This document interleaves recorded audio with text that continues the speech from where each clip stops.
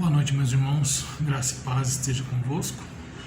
Hoje a mocidade pediu para que eu fizesse um breve vídeo aí a respeito da Reforma Protestante, visto que nós temos aí no próximo sábado, dia 31, próximo sábado, a comemoração do dia da Reforma Protestante, aniversário de 503 anos da Reforma Protestante.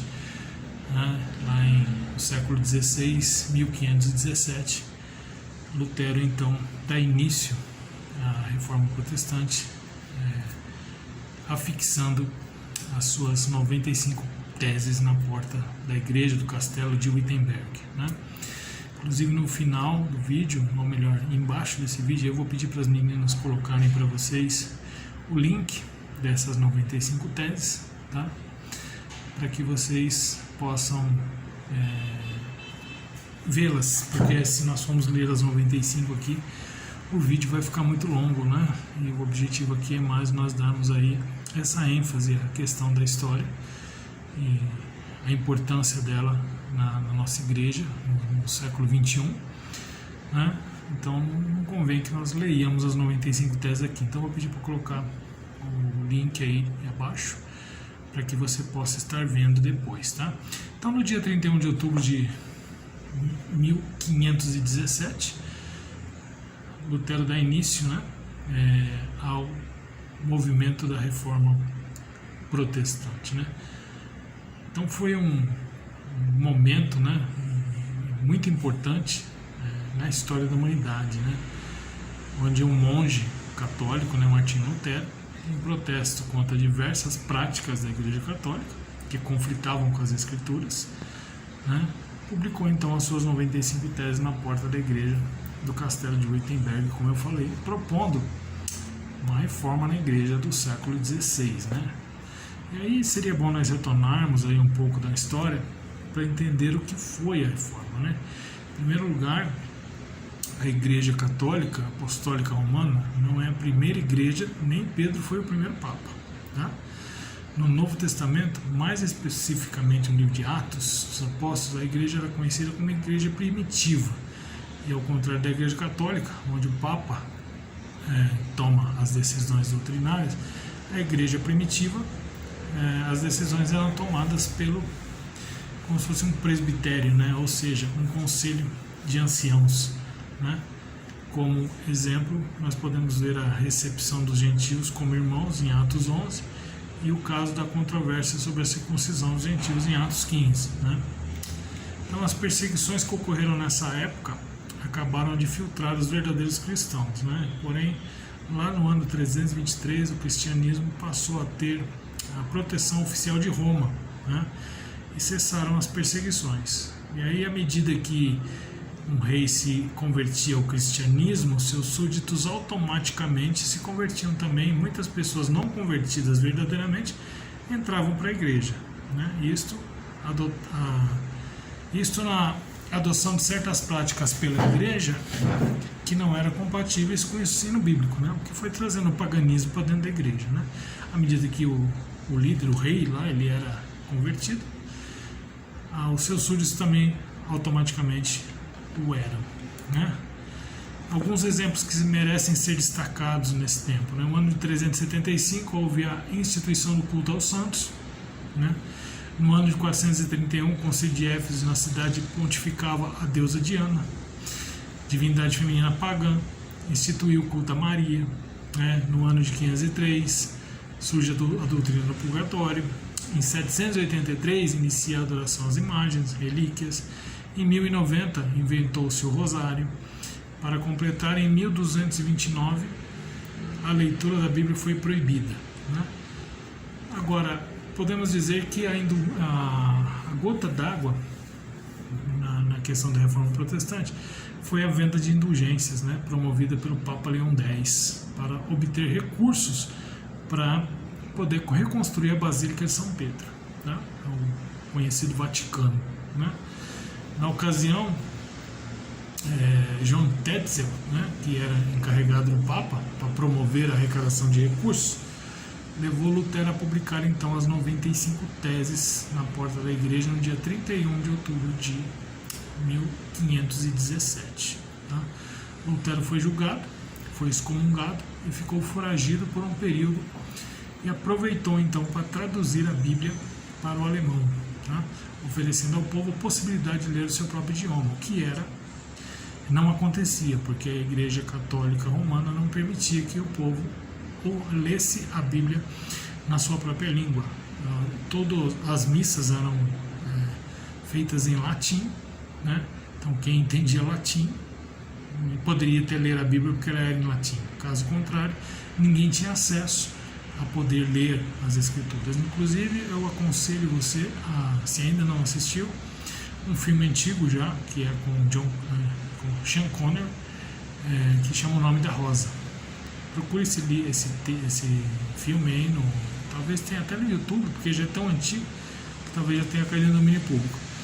E assista esse filme para você ver como que a Igreja Católica proibia até os próprios monges de poder ler a Bíblia, né? Então o movimento foi apoiado por diversos religiosos da época e se estendeu aí por toda a Europa, incluindo França, Países Baixos e o Reino Unido, né?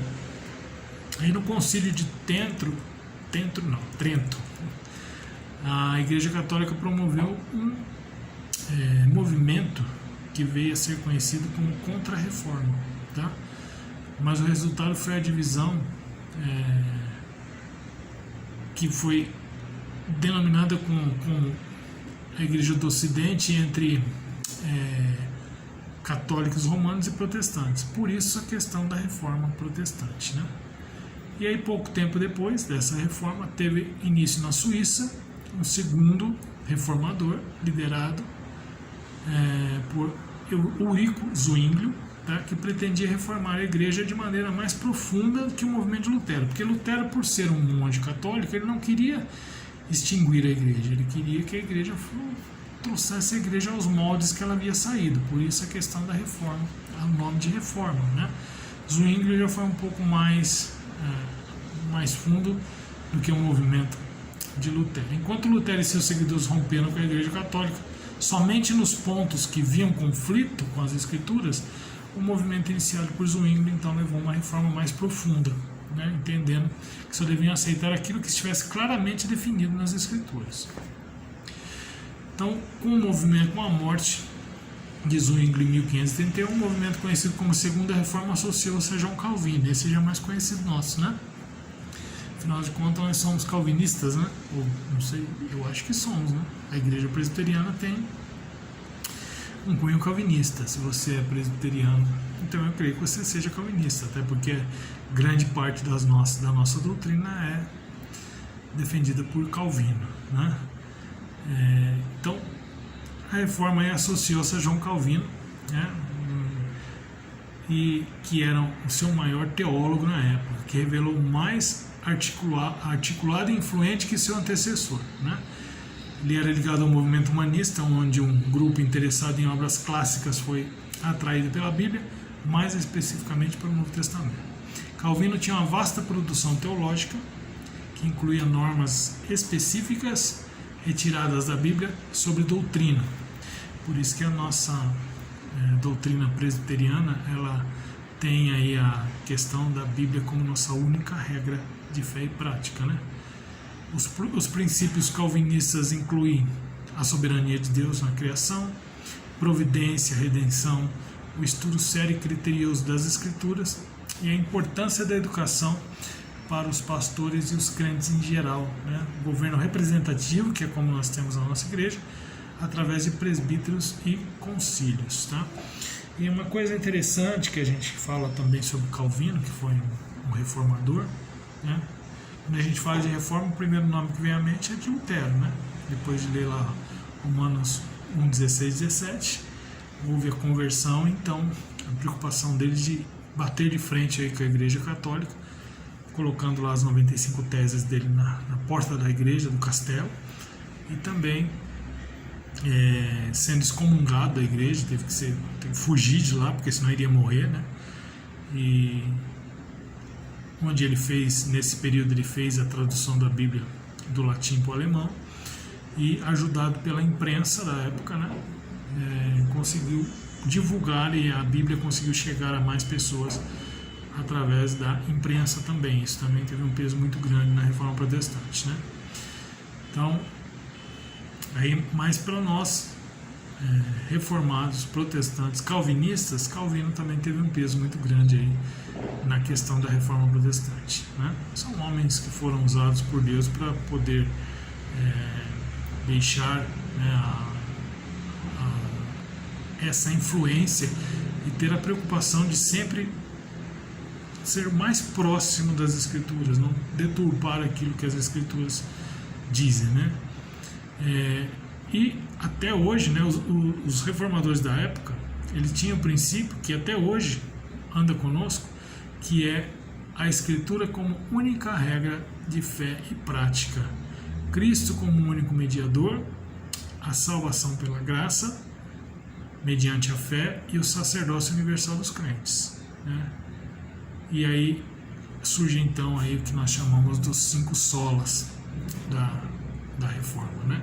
Que seriam 5 pilares que estavam sendo cruelmente atacados dentro da igreja, e houve a necessidade então dos reformadores fazerem aí essa declaração de que são 5 solas da igreja, que seria sola fide, ou seja, somente a fé; sola escritura, somente a escritura; solus Christus, somente Cristo; sola gratia, somente a graça; soli Deo gloria, glória somente a Deus. Eu vou depois ler para vocês essas 5 teses que nós tivemos a oportunidade, inclusive no sábado, no domingo passado, nós reafirmarmos ela dentro do nosso culto, tá?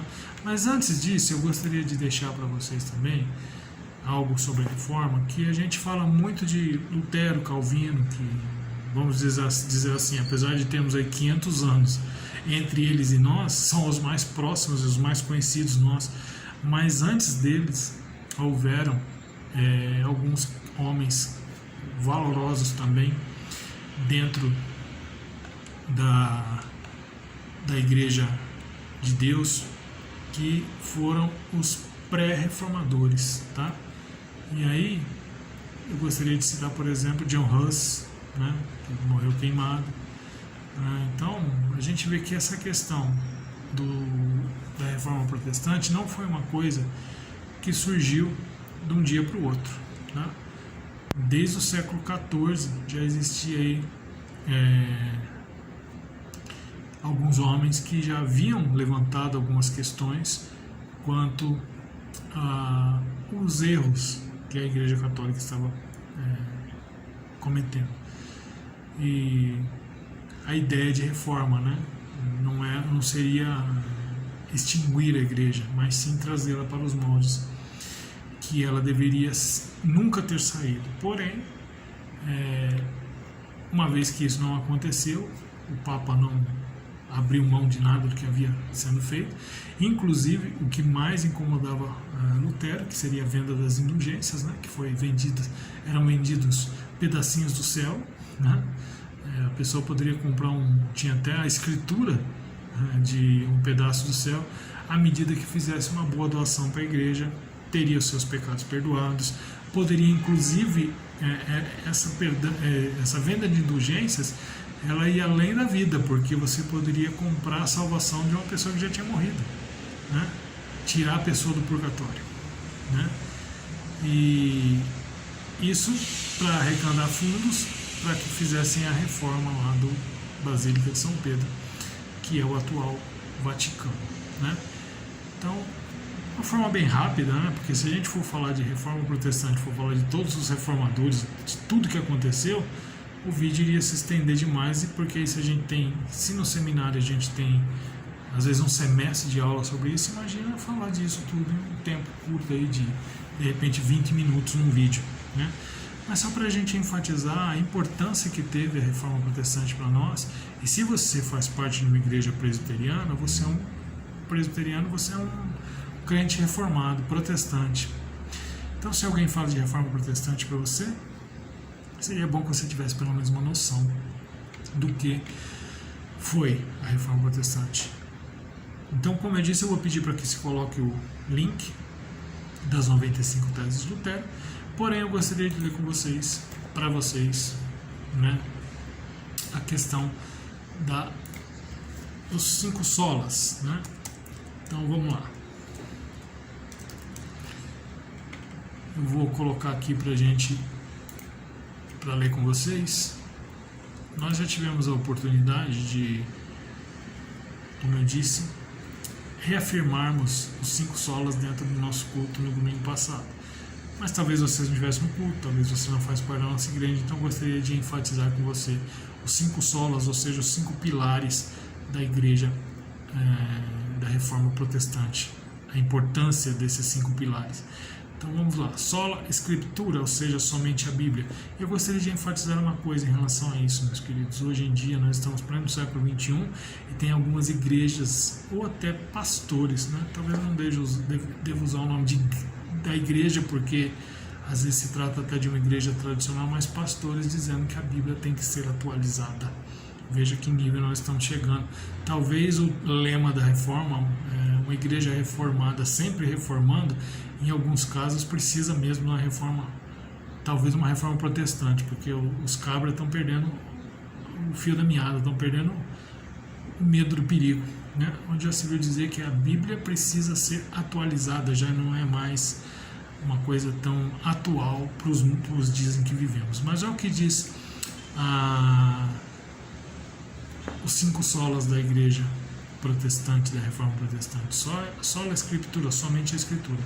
Reafirmamos que a Escritura é inerrante como fonte única de revelação divina, escrita, única para constranger a consciência.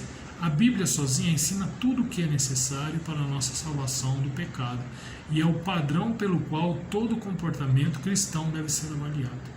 E nós negamos que qualquer credo, concílio ou indivíduo possa constranger a consciência de um crente, que o Espírito Santo fale independentemente dele ou contrariando o que está exposto na Bíblia, ou que a experiência pessoal possa ser vínculo de revelação.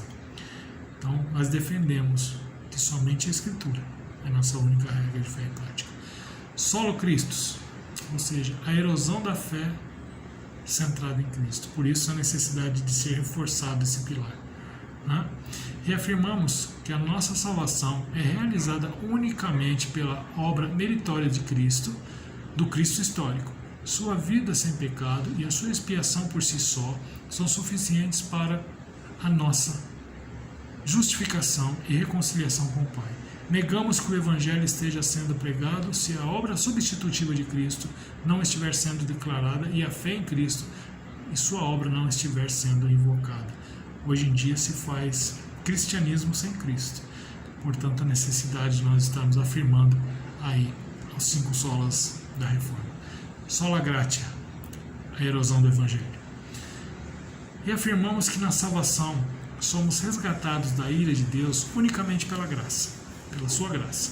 A obra sobrenatural do Espírito Santo é que nos leva a Cristo, soltando-nos de nossa servidão ao pecado e erguendo-nos da morte espiritual à vida espiritual. Negamos que a salvação seja em qualquer sentido obra humana. Os métodos, técnicas ou estratégias humanas por si só não podem realizar essa transformação. A fé não é produzida pela nossa natureza não regenerada. Pela graça sois salvos mediante a fé, isso não vem de vós, é dom de Deus. Está lá em Romanos, está lá em Efésios, capítulo 2. Sola fide, ou somente a fé. A erosão do artigo primordial. Reafirmamos que a justificação é somente pela graça, somente por intermédio da fé, somente por causa de Cristo.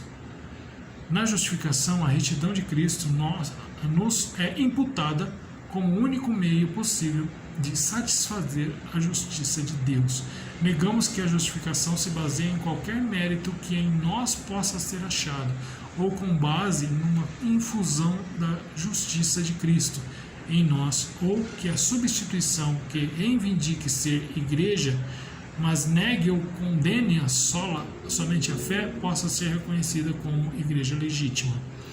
Sola Deo Glória, a erosão do culto centrado em Deus. Isso tem sido latente, meus irmãos, em algumas denominações, em alguns cultos que a gente vê por aí.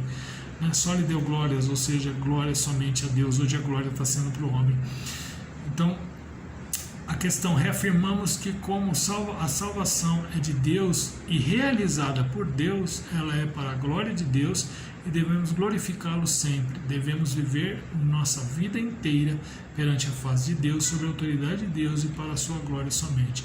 Negamos que possamos apropriadamente glorificar a Deus se nosso culto for confundido com entretenimento, se negligenciarmos ou a lei ou o evangelho em nossa pregação, ou se permitirmos que o afeiçoamento próprio, a autoestima e a autorrealização se tornem opções alternativas ao evangelho.